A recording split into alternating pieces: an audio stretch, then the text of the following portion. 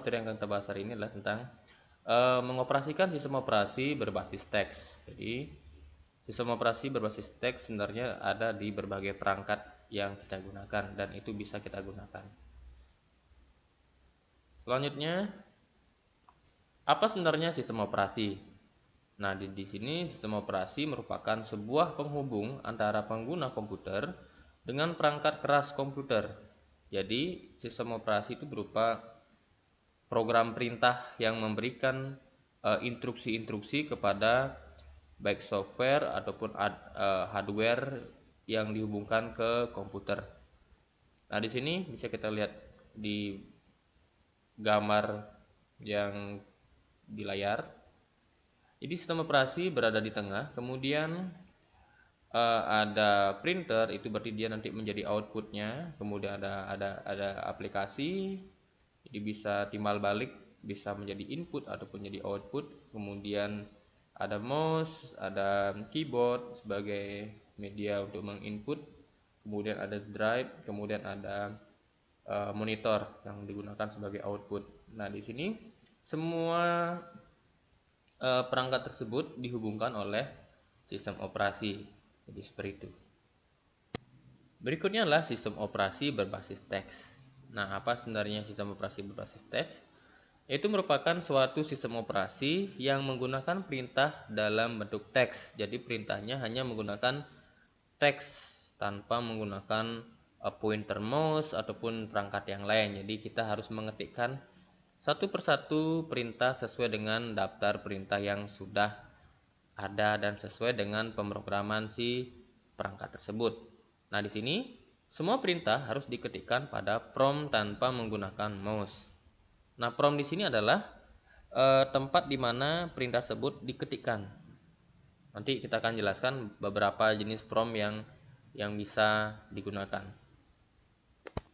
Kita lanjutkan. Sistem operasi berbasis teks, di sini kita pakai salah satunya adalah DOS atau Disk Operating System. Jadi tampilannya seperti di sebelah kiri pada gambarnya. Jadi di sini contoh aplikasinya itu menggunakan namanya aplikasi CMD atau Command Prompt. Adalah sistem operasi berbasis teks yang dikeluarkan oleh Microsoft sebelum Windows ya. Jadi ini sebelum Microsoft Windows. Atau dapat juga dikatakan sebagai sistem operasi yang menggunakan interface command line yang digunakan oleh pengguna komputer pada tahun 1980-an. Jadi pada saat tahun 1980-an sebagian besar komputernya menggunakan interface seperti ini. Jadi ada menggunakan CMD ya. Jadi berbasis teks semua. Mau mengcopy, mau memindahkan file, membuat direktori, mereka menggunakan perintah-perintah seperti pada gambar sebelah kiri. Selanjutnya, DOS atau Disk Operating System itu pertama kali dikembangkan oleh IBM atau International Business Machine. Jadi mereka mengembangkan berupa perangkat yang diperlukan untuk memberikan perintah kepada komputer. Kemudian berikutnya dibeli oleh Microsoft sehingga menjadi MS-DOS atau Microsoft DOS. Kemudian berkembang menjadi beberapa versi dari 4.0, 5.0 dan seterusnya sampai saat ini. Kemudian sifat daripada MS-DOS yaitu berupa single user dan single tasking. Nah, single user ini artinya hanya dapat digunakan oleh satu user pada satu komputer. Di satu komputer, satu user, tidak bisa kita alihkan ke komputer lain. Kemudian dia single tasking. Single tasking ini adalah si MS-DOS ini hanya melakukan perintah satu kali perintah. Jadi setiap kita memberikan perintah harus diselesaikan dulu, baru kita bisa melakukan perintah yang lain lagi. Jadi seperti itu. Jadi tidak bisa kita menumpuk perintah-perintah tertentu sehingga jalan bersamaan. Itu tidak bisa. Jadi mereka hanya bisa menjalankan satu buah perintah dalam satu buah line atau satu buah tasking. Jadi single tasking.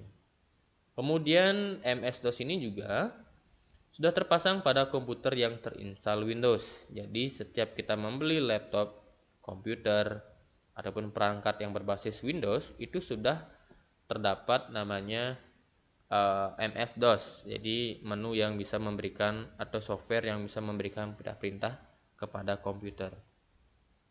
Selanjutnya, nah bagaimana sih menjalankan DOS ya atau Disk Operating System? Nah di sini saya akan contohkan dengan menggunakan aplikasi CMD. Jadi ini bawaan daripada Microsoft Windows. Jadi kita pada menu yang umum ya, jadi bisa kita klik Start. Ini bisa kalian gunakan. Jadi kalau misalnya ada pengguna Windows 7, kemudian ada Windows 10, Windows 10 ya. Jadi bisa kurang lebih menunya sama. Yang pertama adalah kita gunakan atau kita klik tombol Start. Klik tombol Start, kemudian klik Run, kemudian ketik CMD seperti gambar di sini. Kemudian tekan Enter, maka akan muncul seperti gambar yang di sini. Jadi itu namanya command prompt atau kita singkat dengan CMD. Ini yang umum digunakan memberikan perintah. Tampilan ini biasanya muncul kalau kalian menggunakan Windows 7. Tampilan DOS prompt. Jadi inilah tampilan daripada tempat untuk memberikan perintah-perintah singkat kepada si komputer. Nah, Anda bisa memulai mengetikkan perintah setelah simbol prompt. Jadi ini setelah tanda lebih besar. Jadi inilah kalau kita baca ya. Ini C inilah dia nyimpannya di data C. User inilah usernya. Brennan inilah dia nama pemilik komputer tersebut. Di saat diinstal namanya Brennan. Kalau pada saat diinstal namanya Budi, maka di sini menggunakan nama Budi. Nah, di bagian belakangnya bisa kita berikan perintah-perintah command prompt. Perintahnya menyesuaikan dengan apa yang sudah diberikan. Jadi bisa kalian cari daftarnya di Google. Berbagai macam perintah prompt yang bisa digunakan untuk melakukan sebuah atau memberikan perintah kepada komputer kalian. Berikutnya adalah apa saja fungsi daripada DOS atau Disk Operating System. Nah, untuk menyelesaikan yang secara umum ya, untuk menyelesaikan beberapa troubleshooting pada hardware komputer dengan mengetik perintah pada command prompt. Nah, jadi istilahnya kalau zaman sekarang ya, jadi kita hanya memberikan perintah untuk memperbaiki sebenarnya, memperbaiki hal-hal yang error. Kalau dulu jadi saat tahun 80-an itu digunakan untuk mengoperasikan komputer, tapi sekarang hanya digunakan untuk memberikan perintah-perintah pada saat kita memperbaiki komputer atau terjadi error atau troubleshooting. Nah, berikutnya adalah fungsi yang pertama adalah mengendalikan komputer. Seandainya kalian bekerja sebagai seorang teknisi ataupun mungkin mengalami hang ataupun error pada komputer kalian atau laptop, kalian bisa menggunakan peta ini untuk mengendalikan komputer. Contohnya mendapatkan data, tiba-tiba komputer error atau ngeblank. Kemudian kita bisa menggunakan ini untuk mengendalikan komputer. Salah satu contohnya adalah untuk mungkin merestart, kemudian mengcopy data, kemudian memformat dan yang lainnya. Berikutnya adalah bisa mengatur memori. Seandainya kalian menggunakan laptop yang partisi harddisknya cuma satu, kemudian kalian ingin membuat direktori memorinya itu dibagi menjadi sekian partisi, sekian bagian, bisa menggunakan MS-DOS ini untuk memberikan perintah supaya memori tersebut atau harddisknya bisa dibagi-bagi lagi. Kemudian mengatur input-output. Nah, input-output di sinilah masukan ataupun keluaran yang diterima oleh si komputer. Contohnya di sini input bisa berupa mouse, bisa berupa scanner, kemudian ada keyboard, itu bisa disetting di sini. Kemudian outputnya mungkin printer ataupun alat yang lain yang digunakan untuk outputnya, atau bisa sound, speaker, yang lain sebagainya. Itu bisa disetting di sini. Kemudian manajemen file. Manajemen file di sini adalah kita bisa mengatur file-file baik dalam bentuk folder, kemudian dalam bentuk-bentuk yang lain kita bisa memanajemen file tersebut jadi lebih rapi lagi. Kemudian manajemen directory, ini berkaitan dengan memori ya. Jadi merapikan directory kita supaya lebih aman lah data-data kita. Kemudian mengamankan data, sudah pasti ya.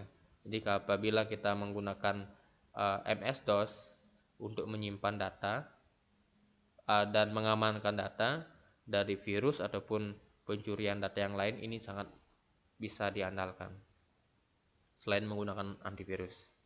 Berikutnya adalah apa saja jenis perintah daripada disk operating system atau DOS. Nah, perintahnya dapat dibagi menjadi dua, yaitu ada namanya internal command atau perintah internal dan external command, itu perintah eksternal. Nah, apa saja perintah tersebut?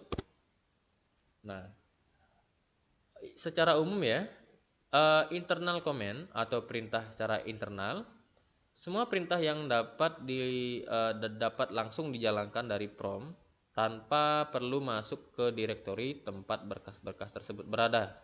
Jadi kita bisa mencari, contohnya adalah saya ingin mencari file foto. Jadi kita bisa menggunakan perintah di prompt tersebut atau di CMD ya, di command prompt yang tadi. Kita ketikkan sesuai perintahnya, maka akan langsung kita dapatkan filenya. Seperti itu.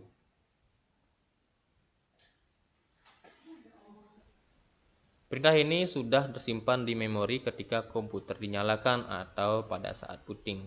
Jadi saat komputer tersebut hidup, itu semua perintah sudah ada di dalam komputer tersebut. Jadi sudah disetting sudah diset terlebih dahulu oleh si penyedia perangkat tersebut. Jadi kita tinggal menjalankan perintah yang sudah ada. Kemudian tergabung dalam command.com, MS-DOS dan yang lainnya. Itu adalah sebuah situs-situs yang ada perintah-perintah yang sudah sudah dicatat di sana, sudah dibuat ya. Berikutnya adalah disediakan untuk perintah-perintah yang sering digunakan. Contohnya adalah ada date, dir, dan yang lain-lainnya. Nah, jadi perintah-perintah ini adalah perintah yang umum kita gunakan dalam men-setting sebuah komputer saatnya terjadi troubleshooting ataupun kendala lainnya. Nah, contohnya di sini adalah date. Jadi kita bisa mengatur tanggal atau mungkin bisa melihat tanggal dari sini tanpa perlu mengoperasikan komputer, atau kalau seandainya komputernya error, kita bisa setting lewat di sini. Kemudian ada dir, itu untuk mengelola direktori dan lainnya. Nah, apa saja sih perintah external command? Nah, perintahnya adalah, atau penjelasan singkatnya adalah, semua perintah yang tidak dapat langsung dijalankan melalui prompt. Jadi tidak seperti internal. Kalau internal itu tinggal kita ketikkan sesuatu, perintah sesuatu, kemudian akan langsung dijalankan. Kalau di sini dia tidak, ada proses lain yang mesti dilakukan.